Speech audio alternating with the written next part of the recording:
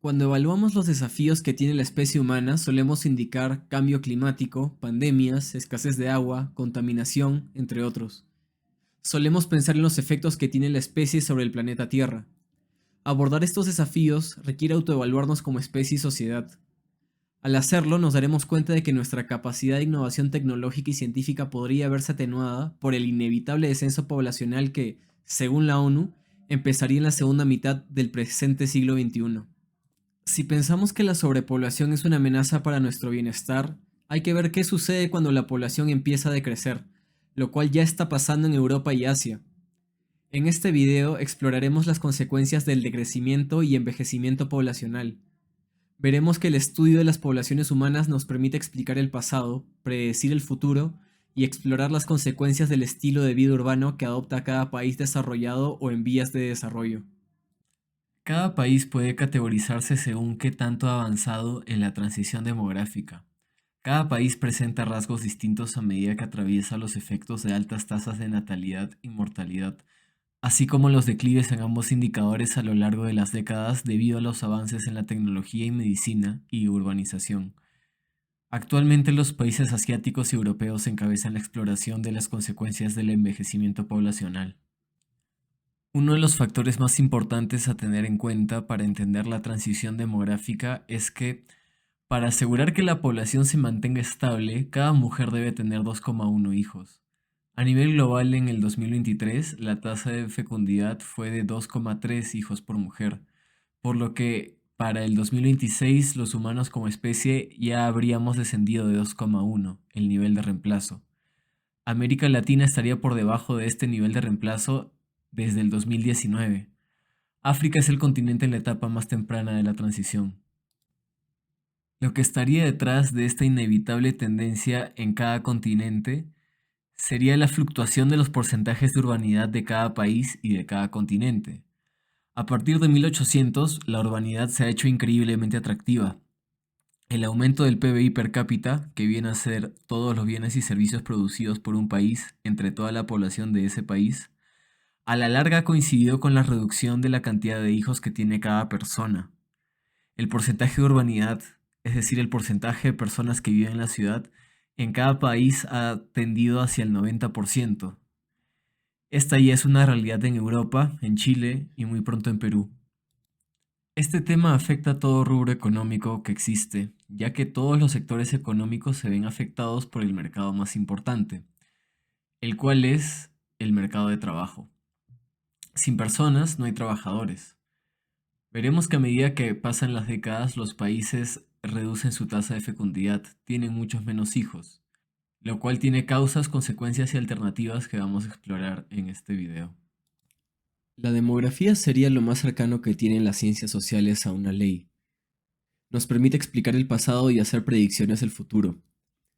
Aquí vemos la edad promedio y la urbanización que han caracterizado al Perú desde 1960.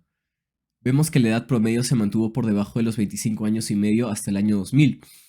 Además, el porcentaje de urbanización aumentó progresivamente hasta llegar al 80%.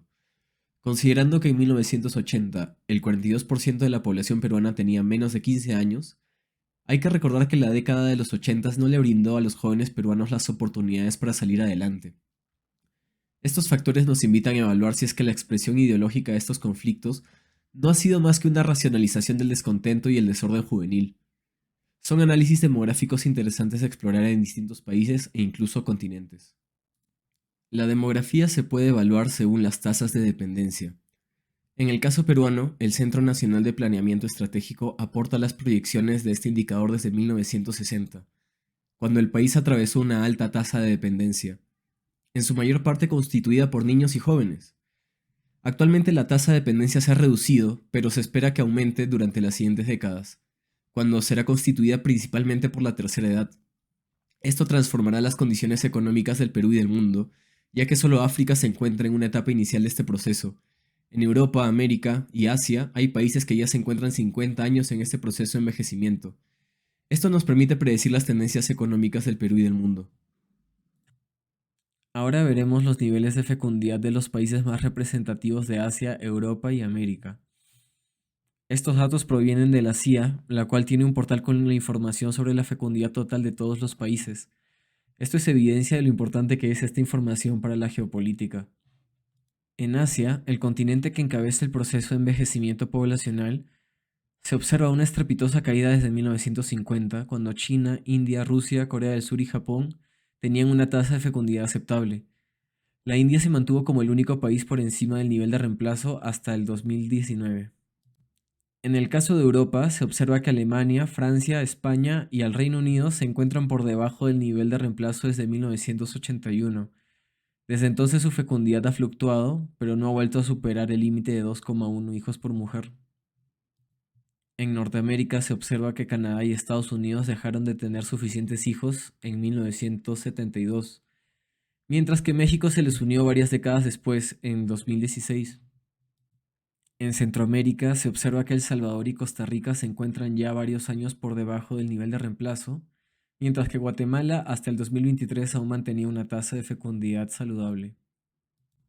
Por último, en América del Sur se observa que a partir de 1998, un país tras otro vio su fecundidad reducirse por debajo de los 2,1 hijos por mujer necesarios.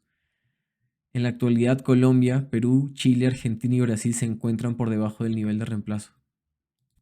Para entender qué tan avanzado está cada país en la transición demográfica, hay que revisar la cantidad de tiempo que ha transcurrido desde el descenso de su fecundidad. En este cuadro se muestra el año en que cada país cruzó el nivel de reemplazo y el tiempo transcurrido desde entonces. Entre los países más importantes de Asia, solo la India lleva menos de 30 años desde la reducción de su fecundidad. El país que encabeza este proceso es Japón, aunque China llama la atención por tener menos tiempo de baja fecundidad que el resto de países, pero ya se está reduciendo en 1 millón de personas cada año desde el 2022. En Europa se observa que los países más importantes en promedio tienen 50 años en este proceso. Luego, en América del Norte, Estados Unidos y Canadá llevan el mismo tiempo en la transición demográfica, mientras que México recién cumplirá una década. Centroamérica estaría en una etapa inicial de este proceso, al mismo ritmo de Colombia en América del Sur. En este sector se observa un mayor rango de etapas demográficas. Chile y Brasil encabezan al resto de países y Bolivia estaría en la cola. Dicho esto, hay que indicar que la fecundidad de Estados Unidos se ha comportado distinto de lo que se ve en el resto del mundo. La fluctuación de la tasa de fecundidad en Estados Unidos tiene un par de momentos desde 1972 en los que se acercó nuevamente al nivel de reemplazo. Esto ocurrió en 1991 y 2008, año de la crisis financiera global. Esta fluctuación se explica por la migración que recibe Estados Unidos. Las familias foráneas de primera generación mantienen la tasa de fecundidad de su país de origen, pero sus descendientes eventualmente adoptan la tasa de fecundidad del país en el que han nacido. En ese sentido, la migración siempre será una solución temporal a este asunto. Este comportamiento demográfico indica que es el entorno el que incide en la tasa de fecundidad de la población. En el caso de los migrantes, este entorno suele ser el urbano. Esto le da fuerza a la premisa de que Estados Unidos nunca dejará de ser blanca, ya que su ruralidad se mantiene siendo así. Esta premisa cobra sentido cuando te enteras de que históricamente la ciudad nunca ha podido mantener su población, siempre ha dependido de la ruralidad para ello. Lo emocionante del siglo XXI es que se verá la culminación de un proceso que empezó en 1800, desde que se difundió la bombilla eléctrica. La población desde entonces ha tendido paulatinamente a un 90% de urbanización. A partir de 1800, los porcentajes de urbanidad y ruralidad se han invertido.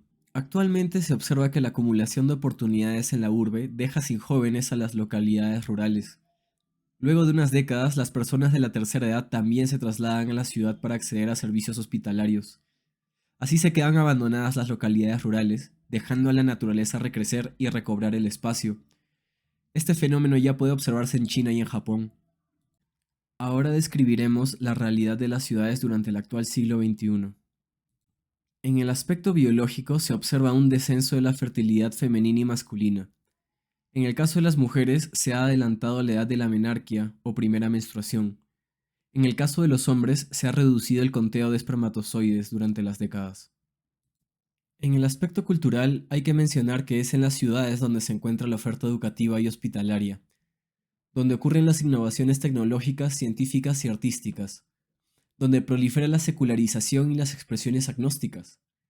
Podría decirse que en la naturaleza estamos más cerca de nuestra propia naturaleza humana y a su vez más cerca de Dios. Las tradiciones cristianas, hinduistas, islámicas se hicieron para un estilo de vida agrario o rural. Es en la ciudad donde estas religiones no nos son tan útiles, pierden sentido y las dejamos de lado una generación tras otra. El ateísmo y la secularización son expresiones eminentemente urbanas. Se encuentran también en la ruralidad, pero son casos excepcionales. Un caso excepcional es el de la Unión Soviética y actual Rusia, donde se llegó a secularizar incluso a los sectores más rurales del país. Hay quienes le adjudican a esto el que Rusia tenga una esperanza de vida tan baja. En las ciudades también se observa un alza de expectativas de calidad de vida y reestructuración de prioridades. El think tank australiano Centro de Estudios Independientes describió esta reestructuración de la familia a partir de 4 puntos.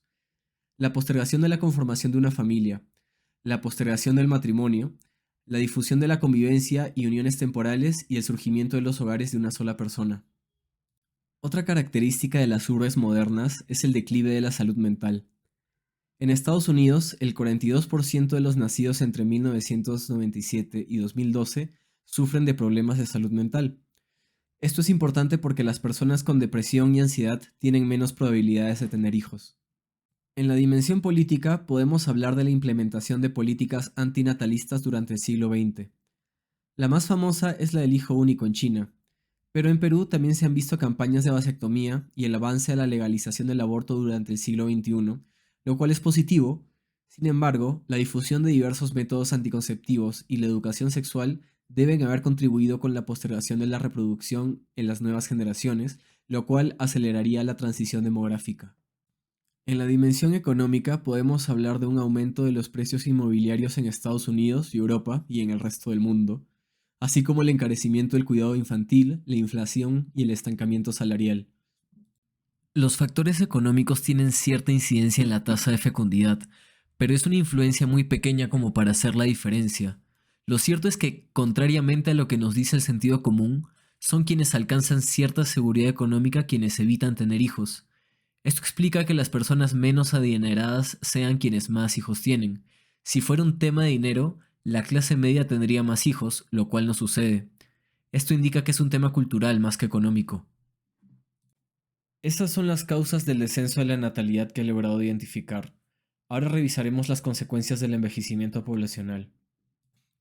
En el aspecto biológico, se puede predecir una pérdida de diversidad étnica y genética, ya que si el 90% de la población vive en la ciudad y a la larga no deja descendencia, habrá una importante pérdida étnica y genética de las sociedades. En la dimensión cultural podemos esperar una ralentización de la innovación artística y científica, ya que son los jóvenes quienes llevan adelante la ciencia y el arte. Una menor población juvenil implicaría una ralentización de la innovación artística y científica. Un ejemplo de esto es el declive de la ciencia europea, ya que Europa ya lleva 40 años disminuyendo su participación en los premios Nobel. Otro ejemplo es el aumento de la edad promedio de los artistas más escuchados. Revisando las 10 canciones más escuchadas en Spotify durante el 2024, veremos que en promedio tienen 22 años. Pero si seleccionamos solamente a los artistas estadounidenses, el promedio de edad asciende a 32 años. Billie Eilish y Sabrina Carpenter son las exponentes más jóvenes con 18 y 25 años cada una. Aparte de ello, se está observando una disminución de la oferta educativa básica y superior. En Estados Unidos, China y Japón ya se están cerrando universidades y secundarias por falta de jóvenes que se matriculen. En la dimensión política, podemos hablar de implementación de políticas pronatalistas en el futuro. Los países están experimentando con incentivos económicos para promover la fecundidad. Uno de los casos más interesantes es el de Hungría, país que ha destinado el 5% de su PBI para recompensar a las familias que tengan hijos, pero esto solo ha logrado un mínimo incremento de la fecundidad, por lo que estamos seguros de que los incentivos económicos no van a tener el efecto deseado, muy a pesar de que los gobiernos de turno así lo quieran.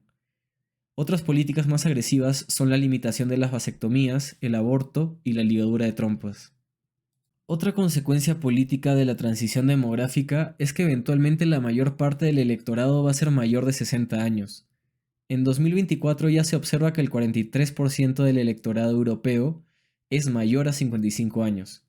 Esta tendencia solo se agudizará con el tiempo y puede provocar conflictos políticos en el futuro, ya que los jóvenes verán que sostienen al país, pero no ven su voluntad reflejada en la política.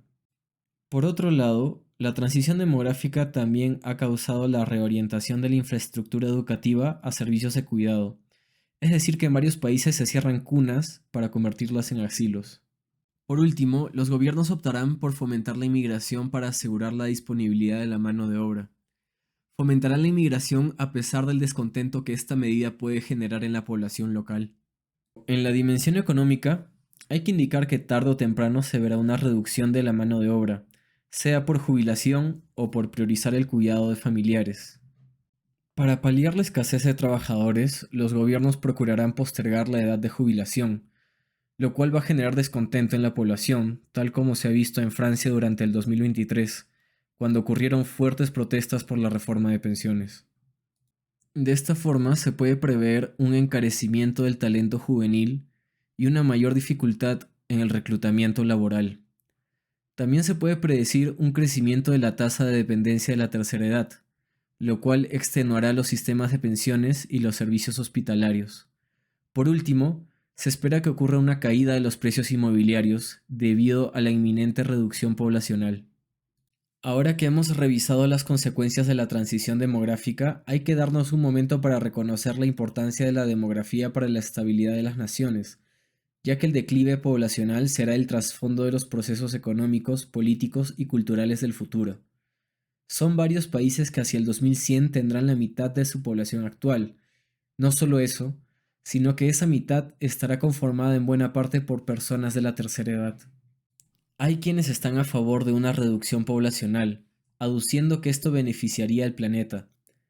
Más allá de que nos parezca buena o mala la reducción poblacional, debemos entender que la vamos a pasar mal como sociedad, y a estas alturas ya no hay vuelta atrás. Recordemos la definición de sostenibilidad, aquel desarrollo que satisface las necesidades actuales sin comprometer las necesidades de las generaciones futuras. Es evidente que nos hemos despreocupado de que las generaciones futuras siquiera existan. Esto es grave porque son los jóvenes quienes llevan adelante la ciencia y el arte, cruciales para alcanzar una sociedad sostenible y amigable con el medio ambiente. Entonces, ¿cuáles alternativas podemos sopesar para atender la transición demográfica? Para explorar posibles alternativas al declive poblacional, hay que entender que las políticas pronatalistas deben concentrarse en quienes quieren, pero no pueden, tener hijos. Las personas están postergando su primer retoño hasta el punto en que físicamente les es muy difícil tenerlo. En ese sentido, el declive poblacional a estas alturas ya está asegurado, pero aún es posible hacerlo menos severo. Ahora exploraremos posibles alternativas ante la transición demográfica. En el aspecto biológico tenemos el desarrollo de las tecnologías IVF e IVG. La fertilización in vitro consiste en fecundar uno o varios óvulos en un laboratorio para luego trasladarlos al útero de la futura madre. Sin embargo, estamos muy lejos de conseguir una tasa de éxito aceptable para este caro procedimiento. Por otro lado, la gametogénesis in vitro consiste en generar gametos, femeninos o masculinos, usando cualquier célula de tu cuerpo. Esto se viene perfeccionando en Japón desde el 2012 que se logró en ratas. Esta tecnología permitiría hacer gametos a partir del ADN de varias personas, por lo que el nacido tendría más de dos progenitores. Esta es una cuestión moral que habrá que ver cómo se resuelve, pero lo cierto es que esta tecnología no va a parar. En la dimensión política habría que promover la vida en la ruralidad, asegurando los servicios básicos y los servicios de transporte, salud y educación. Por otro lado, se debe apostar por ciudades de 20 minutos en las que es fácil acceder a una multitud de servicios caminando. Esto nos brindaría una vida más digna que invite a las personas a formar familias. Estas ciudades requerirían la implementación de terceros espacios, aquellos que no son ni tu hogar ni tu trabajo, donde se promueve el arte, el deporte y la lectura. Otras alternativas en la dimensión política son subsidiar los costos del cuidado de la primaria infancia, subsidiar el acceso al congelamiento de gametos y reducir los tiempos de educación superior. 5 años de universidad es realmente excesivo. En la dimensión económica habría que asegurar la reempleabilidad postembarazo y abordar los costos de la vivienda. No hago mucho hincapié en el aspecto económico porque la mayor parte del tiempo la especie humana ha vivido en condiciones que ahora describiríamos como pobreza, pero aquí estamos. A medida que aumenta el ingreso per cápita, se reduce la fecundidad. Esto indica que el problema no es costear hijos, sino el querer mantener un nivel de comodidad mientras se tienen los hijos. Esto nos lleva a la dimensión que sostiene al resto de dimensiones, la cultura. Para empezar, hay que entender la salud mental como un asunto colectivo. Actualmente, cuando alguien expresa que tiene un problema de salud mental, lo usual es que le digamos que vaya a terapia, pero este es un proceso de sanación muy personal. Las investigaciones apuntan a que la religión es mucho más efectiva que la terapia. Poco a poco, la ciencia se está acercando a confirmar lo que las religiones nos han dicho durante miles de años sobre la naturaleza humana. Recordemos que las religiones son sabiduría ancestral, son conocimiento milenario sobre lo que necesita el ser humano para ser feliz y lograr la prosperidad. La religión y la ciencia nunca han sido opuestos. El método científico fue creado por monjes cristianos en el siglo XVII. Isaac Newton, más que un científico, fue un teólogo. La teoría del Big Bang fue hecha por un sacerdote católico. Lo cierto es que la Iglesia Católica ha sido uno de los mayores auspiciadores de la ciencia. Financiaron la investigación de Galileo Galilei. Si este fue apresado fue porque en sus escritos criticó a cabezas de la Iglesia que a pesar de todo nunca lo ejecutaron, solo le dieron arresto domiciliario. También tengamos en cuenta que el 90% de los ganadores de premios Nobel creen en Dios.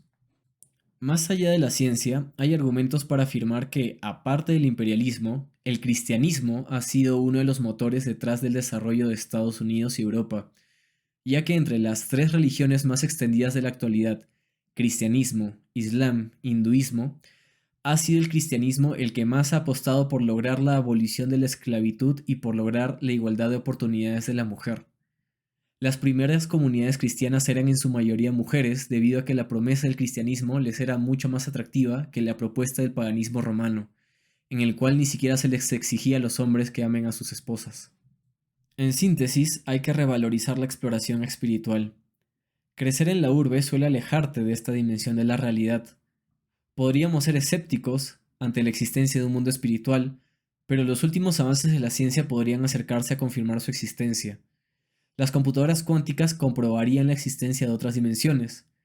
También existen investigaciones de la CIA sobre los métodos que tenemos los seres humanos para explorar el mundo material y el mundo espiritual. Básicamente consiste en manipular las frecuencias de nuestro cerebro mediante audios. Es el método llamado HemiSync, creado por Robert Monroe.